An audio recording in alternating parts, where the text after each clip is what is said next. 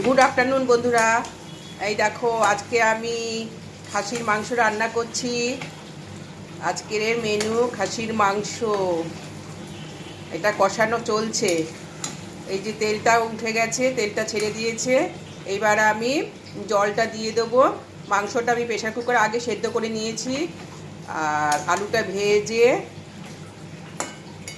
একটু কষানো হচ্ছে।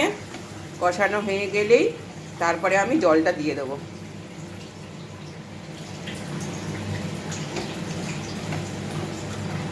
তোমরা কে কে ভালোবাসো বলো খাসির মাংস খেতে? সবাই আমরা ভালোবাসি, কিন্তু বন্ধুরা আমি খাসির মাংস ভালোবাসি না, একদম খেতে ভালোবাসি না। আমি খাসির মাংস খাই না। এটা হচ্ছে আমাদের বাড়ির সবার জন্যে খাসির মাংসটা করেছি। এখানে এখানে 500 গ্রাম খাসির মাংস আছে, আর দুটো আলু দিয়েছি।